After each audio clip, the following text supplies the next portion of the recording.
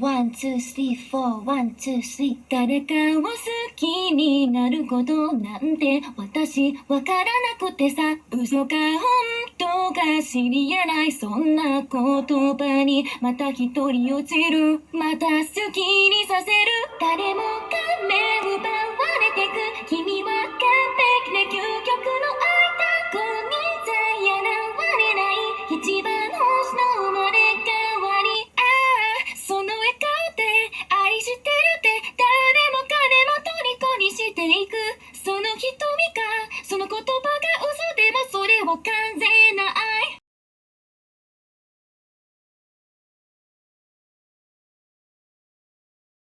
Kak Arena. Sembang! Kalau sembang, gajah pun boleh terbang. Buat apa nak sembang kalau boleh perang? Woi budak, kau jangan menyampuk boleh? Woi, kau siapa ah? Aku kau lah. Kau siapa? Siapa kau nak tanya aku siapa? Weh, siapa yang gaduh ni? Apa kata korang berdua cantum semula? Nak cantum dengan muka ni? Weh, apa? Muka macam kau ni bersepahlah kat pasar malam. Orang buat cerita rompak baju tidur je lah. Aduh, korang ni. Janganlah gaduh. Sabar. Tenang. Siapa yang bergaduh ni? Kau lah. Oh, aku Weh, kau. Jom kita duel. Marilah. Aku mewakili tanah ayahku sendiri. Boboiboy Ice dari Puak Salju. Sejak bila ini tanah air kau? Baiklah. Aku mewakili moyangku, Panglima Pairapi. Boboiboy Blaze dari Puak Bara. Sejak bila kita ada pertalian darah?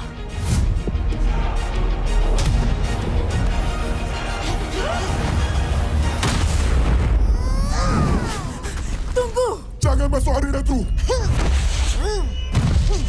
Kalau tak, diulakan!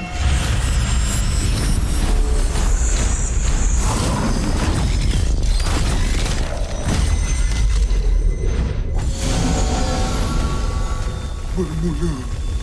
Ayah, apa korang buat ni? Korang sini untuk berdamai, bukan bergaduh. Jangan risau, Wiji.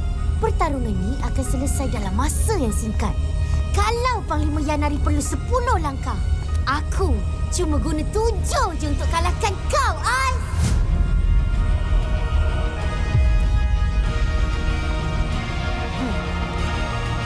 Satu. Tinju berapi.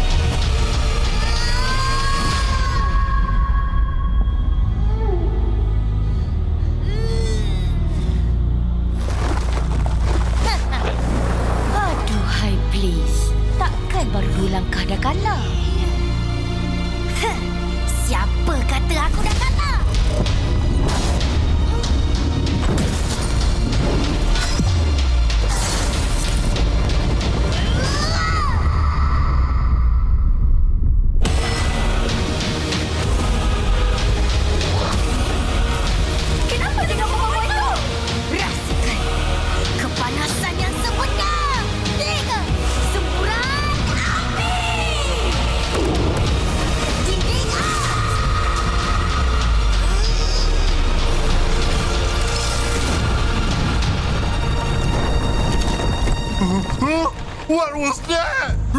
Oh no! Api tumbai dari arena! Hah? Kenapa tu?